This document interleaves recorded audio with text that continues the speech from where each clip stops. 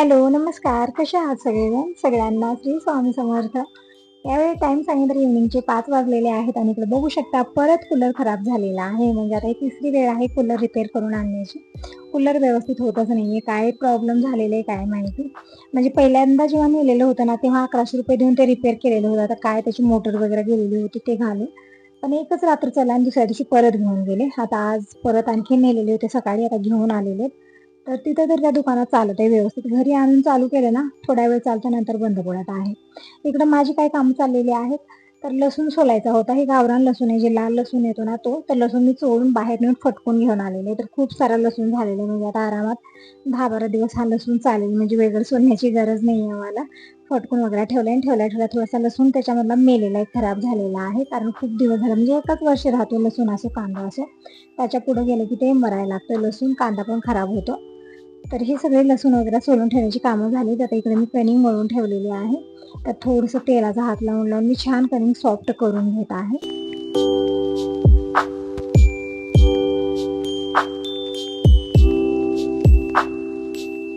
आणि यामधली अर्धी कणिक मी पाणी लावून लावून छान इथं मळून घेतलेलं आहे. थोडंसं सैल करून घेतलं, जसं की पुरणपोळी बनवण्यासाठी. तर ही कणिक थोडं पाणी टाकून छान असं सॉफ्ट मळून घेतली आणि थोडंसं तेलाचा हात लावून मी एका पॅकबंद डब्यात ठेवलेले आहे. तोपर्यंत मी भाजीची तयारी करून घेते. कुकरला भात ठेवलेला आहे, म्हणजे भात पण शिजलेला आहे. तर ही रात्रीची वेळ आहे. जास्त स्वयंपाक बनवायला खपत नाही म्हणून मी थोडाफारच बनवत आहे. तर इकडे दुधी घेतलेले बघू शकता, खूप जास्तच मोठी दुधी आहे ही. कसं तरी धपाटी बनवण्यासाठी आणलेली होती, पण धपाटी काही बनलेली नाहीये. तर यामधली मी थोडीशी दुधी घेतलेली आहे आणि आता याची भाजी टोमॅटो टाकून मी बनवणार आहे. मिक्स भाजी खूप छान बनते, जशी ग्रेव्हीदार भाजी बनते ना, त्यामध्ये आवडीप्रमाणे डाळही टाकू शकता. डाळ टाकल्यानंतर भाजीला टेस्ट खूप छान येतो. ज्यांना दुधीची भाजी आवडत नाही ना, ते पण खूप आवडीने भाजी खातील, इतकी टेस्टी बनते. पण आज मी टोमॅटो परत चटण्या वगैरे टाकून जशी ग्रेव्हीदार भाजी बनते ना, तशी बनवणार आहे. तर इकडे दुधीवरची पूर्णपणे साल काढून घेतलेली आहे आणि आता बारीक बारीक चिरून घेऊया. आणि जी भांडी झालेली होती ना, खूप जास्त आज भांडी झालेली होती, सगळी भांडी मी घासून घेतलेली आहे. किचन स्वच्छ करून घेतलं आणि मग स्वयंपाकाला सुरुवात केलेली आहे.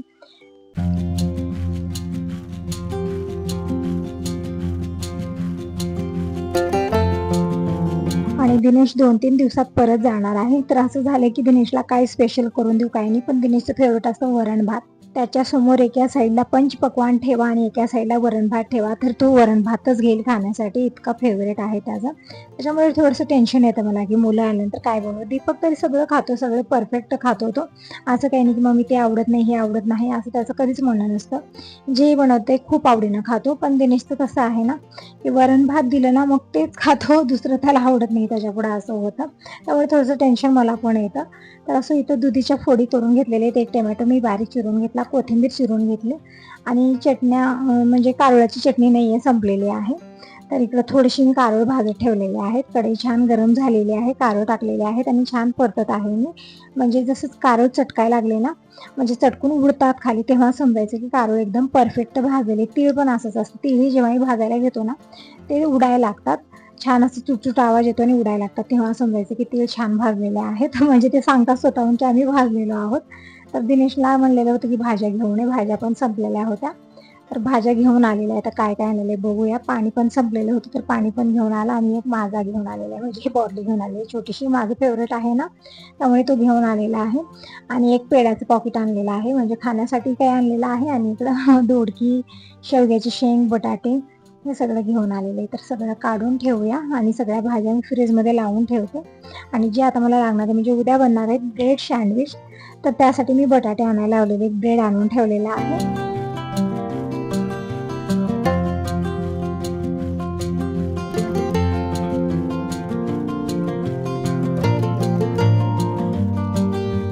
तर म्हटलं असंच ब्रेड तरी कोणी खायला घेत नाहीये, तर सँडविच बनवूया, खूप आवडीनं खातील सगळेजण. तर इकडं सगळं मी काढून ठेवलेलं आहे, फक्त फ्रीजमध्ये भाज्या लावून ठेवायच्यात. पण त्या अगोदर मी इकडं भाजी बनवून घेते, लेट झालेला आहे आणि थोडासा अंधार वाटत आहे ना. लाईट गेलेली आहे, जी छोटी लाईट आहे ना इन्व्हर्टरवरती, तेच मी इकडं ऑन केलेली आहे इन्व्हर्टरवरची, म्हणून थोडासा उजेड कमी दिसत आहे तुम्हाला. दररोज लाईट जाते, आता काय प्रॉब्लेम झाले काय माहिती. मी यांना सांगितलेलं आहे की दुसरं कलेक्शन जोडण्यासाठी, कारण जमतच नाही, दररोज लाईट जाते, दिवसभर लाईट जाते, कधी पाणी राहतं कधी राहत नाही, खूप प्रॉब्लेम होत आहेत. तर इकडे फोडणी तयार केलेली लसूण वगैरे टाकून फोडणी छान झाल्यानंतर इकडे मी दुधीच्या फोडी, कोथिंबीर एकत्र टाकलेले, टोमॅटोही टाकलेले आहेत आणि छान परतून घेऊया. खूप छान आणि टेस्टी भाजी बनून तयार होते एकदम धाबा स्टाईल. मी जेव्हाही धाबा स्टाईल म्हणते ना तेव्हा खूप साऱ्या ताई विचारत असतात की ताई तू धाब्याला जेवण करायला जाते की काय. तर नाही, पण टेस्ट तसाच येतो. घरच्या जेवणाचा टेस्ट धाबा स्टाईल येतो. मग धाब्याला जाण्याची गरज काय आहे. तर नंतर मसाले टाकले, हळदी पावडर, धना पावडर, लाल मिरची पावडर, चवीपुरतं मीठ टाकलं. छान परतून मी थोडंसं पाणी टाकलेलं आहे. जशी रस्सा भाजी म्हणतात ना तशी बनवणार आहे.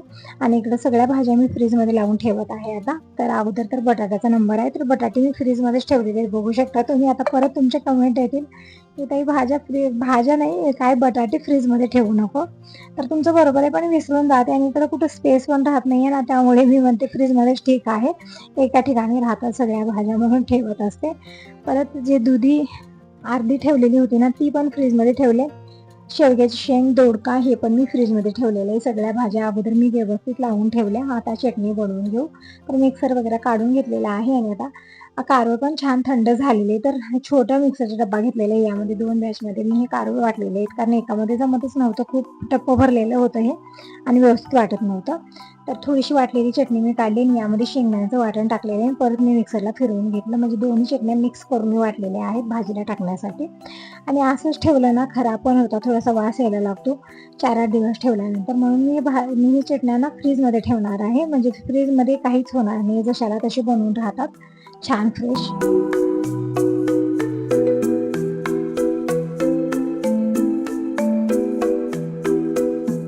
तर इकडं बघू शकता मस्त अशी कारल्याची आणि शेंगदाण्याची चटणी मी वाटून तयार केलेली आहे.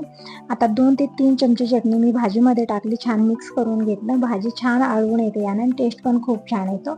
आणि दिनेश बसलेले आहे किचन काउंटवर आणि जे पेढे आणले ते खायला घेतलेले आहे. मला पण म्हणते मम्मी माझ्यासोबत थोडंसं खा. तर पेढे नाही खूप आवडतात, सगळ्यांचे फेवरेट आहे. तर दिनेशने एक पॉकेट आणलेलं आहे. सगळं आज माझं फेवरेट बनत आहे. दुधीची भाजी बनलेली आहे. परत इकडं पुरणपोळ्या पण बनत आहेत आणि गोड वस्तू मला खूप आवडतात, जसं पेढे आहेत, पुरणपोळी आहे. काही गोड असलेल्या वस्तू खूप आवडतात. तर इकडे आता पुरणपोळी मी बनवून घेते. भाजी बनलेलीच आहे. भात तर मी अगोदरच बनवलेला होता. तर इकडे मी तवा ठेवलेला आहे गरम होण्यासाठी. म्हणजे भाकरी पण बनणार ना, म्हणून म्हणलं हेच तवा घ्यायचा. तर पॅन वगैरे घेतलेलं नाहीये. लोखंडी तव्यावर पण पुरणपोळी खूप छान बनते. तर हे तवा गरम व्हायला थोडासा वेळ जास्त लागतो. हवा पण खूप जास्त आहे. तर म्हणलं दार बंद करूया, पण आता अंधार पडलेले बाहेरचं काही दिसत नाहीये. म्हणून मला बाहेरचं मेन दार जे आहे ना ते बंद करूया आणि पडदा लावूया, म्हणजे हवा थोडीशी कमी येईल आणि स्वयंपाक करून घेऊया निवांत. सकाळ असो संध्याकाळ असो दिवसभर अशी भयानक हवा असते ना, गॅसच राहत नाहीये. तर इकडे मी पुरणाचा गोळा भरून घेतलेला आहे, म्हणजे कणिक थोडीशी घेतली. पुरण जास्त भरलेला आहे आणि हलक्या हाताने मी इकडे जितकी पातळ पाहिजे तितकी पातळ मी पुरणपोळी लाटून घेतलेली आहे. तव्यावरती थोडंसं तेल टाकलं आणि पोळी टाकलेली आहे. आता तेल लावून लावून आलट पलट करती पुरणपोळी सेकून घ्यायची आहे. खूप छान अशा लुसलुशीत मस्त पुरणपोळ्या बनून तयार होतात.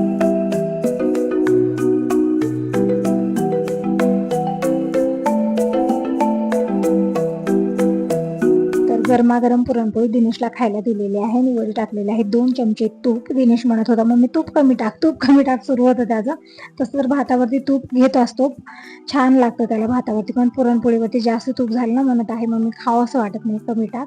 तर 2 चमचे तूप टाकलं. पुरणपोळी आणि तूप मस्त कॉम्बिनेशन आहे, खूप छान मन तृप्त होतं खाल्ल्यानंतर.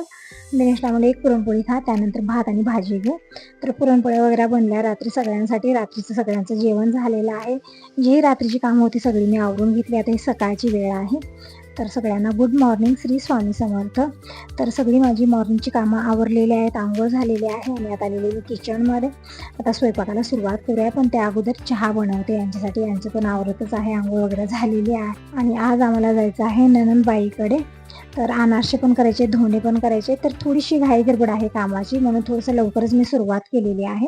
तर अगोदर तर मी दूध गरम केलं, म्हणजे हे दूध रात्रीचं राहतं ना, गरम करते एक वेळा मी. आणि तसं तर दूध फ्रीजमध्ये राहतं, त्यामुळे तितकं टेन्शन आहे दूध खराब वगैरे होण्याची. तर ती पण थोडंसं मी गरम करून घेतलं. नंतर यामध्ये चहा पावडर, साखर, एक आल्याचा तुकडा खिसून टाकलेला आहे. तर इकडं चहा उकळत आहे तोपर्यंत मी संग बटाटे घेतलेले, त्यांनी बटाट्यातले 1-2 भाग केले आणि इकडे बटाटे मी शिजत ठेवते. जसं तुम्हाला म्हटलं की थोडीशी घाई गडबडात जास्त आहे.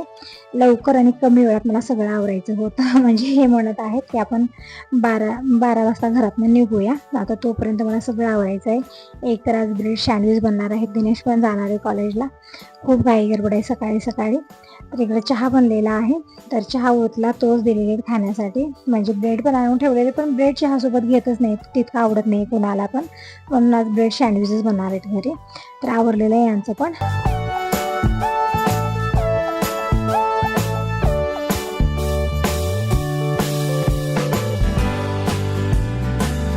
तर चहा घेऊन थोड्या वेळात हे पण जातील गॅरेजला आणि मी लागते माझ्या कामात. तर इकडे बटाटे शिजत आहेत आणि पाणी पण इकडे गरम करायला ठेवते दिनेशसाठी. म्हणजे एकेकांची आंघोळ होत आहे, पाणी गरम होत आहे, आंघोळ होत आहे. म्हणजे सकाळचं रुटीन थोडंसं असंच असतं ना धावपळीचं. कोणी ब्रशच करतं, कोणी आंघोळच करतं, सगळ्यांना आवरून द्यायचं असतं.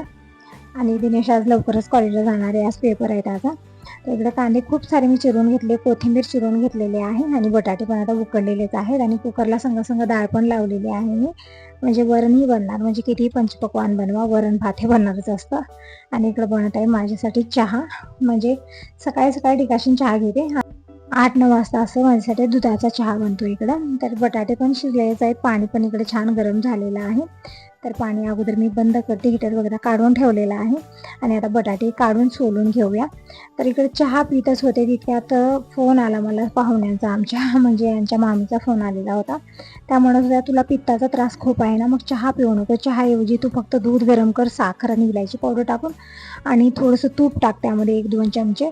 आणि त्या तुपामध्येही गरम गरम दूध टाकायचं आणि प्यायला घ्यायचं गरमागरम. जसं चहा पितो ना तशा पद्धतीनं गरमागरम प्यायला घे, छान वाटेल तुला आणि पित्ताचा त्रास पण होणार नाही.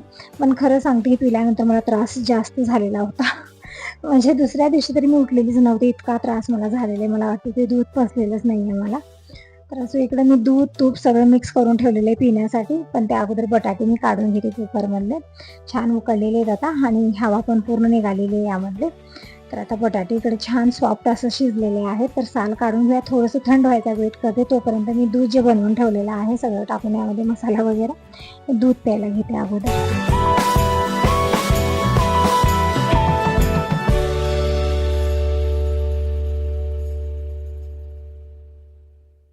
तर तुम्ही सगळेजण कसला वेट करता, या सगळेजण गरमागरम दूध प्यायला. तर दूध वगैरे पिऊन झालेलं आहे.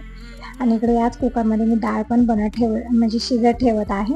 म्हणजे संग वरण पण बनणार आणि सँडविच आणि भात, वरण, भाकरी, भाजी हे सगळंच पूर्ण स्वयंपाक बनवायचं आहे मला. आणि नंतर यांचा फोन आला की आपण ताईकडे उद्या जाऊया. म्हणजे आजच जाण्याची घाईगडबड सकाळी सुरू होती, पण आता दिनेशला पण जायचं आहे कॉलेजला, एक्झाम आहे त्याचे. तर गॅरेजकडे पण कोणी राहत नाही, ते विचार करत आहे, ते म्हणत आहेत उद्या जाऊया. उद्या दिनेशला म्हणजे कॉलेज नाही आहे, तो गॅरेजकडे राहील आणि जे गॅरेजमध्ये कामाला मुलगा आहे दिनेश, 2 जण राहतील आणि आपण जाऊया ताईकडे असं म्हणत आहे. तर ठीक आहे म्हणलं, काहीतरी डबे म्हणजे देण्यासाठी 2 जोडी भांडे तरी घेऊया. जोडवे करून आणलेले, फक्त धोंडे आणि अनारसे मला बनवायचे. तर आज दिवसभराचा वेळ मला भेटलेला आहे, तर दिवसभरामध्ये मी करून घेईल. आणि इकडे उद्या उसळ पण बनणार. तर त्यासाठी मूग, हरभरे आणि छोले 3 वस्तू मी भिजत घालत आहे. तर इकडे हरभरे आणि छोले घेतलेले, मूग घेतलेले नाही आहे. तर या 2 वस्तू तरी भिजू घालते, मूग नंतर घालणार आहे. म्हणजे संध्याकाळपर्यंत छान असे भिजून तयार होतात, छान फुलून तयार होतात आणि अंकुरित पण होतात थोडेफार. खूप छान आहेत हे, म्हणजे जे पॉकेटमध्ये येतात ना तसे आहेत हरभरे, हे खूप छान आहेत. दिवसभरामध्येच मोड यायला सुरुवात होते, हलके असे छोटे असे मोड यायला लागतात. तर इकडे हे सगळं भिजत घातलेलं आहे. आणि हे तांदूळ मी अनारशासाठी भिजत घातलेले होते. म्हणजे आईला अनारसे करून द्यायचे आहेत, आईनं सांगितलेलं होतं मला. तर हे तांदूळ पण मी धुवून ठेवत आहे. आणि इकडे जी पाण्यात चिंच टाकून ठेवलेली होती त्या पाण्याला पण छान उकळी आलेली आहे. तांदूळ पण धुवलेले आहेत आणि दुसरं पाणी त्यामध्ये टाकून ठेवलेलं आहे. तोपर्यंत बटाटे पण छान थंड झालेले आहेत, आता सोलून घेऊया. थोडेसे गरम आहेत, पोळत पण होते. तर पूर्णपणे गाळ व्हायचा वेट करेल तर लेट होणार होता, म्हणून इकडे सोलत आहे.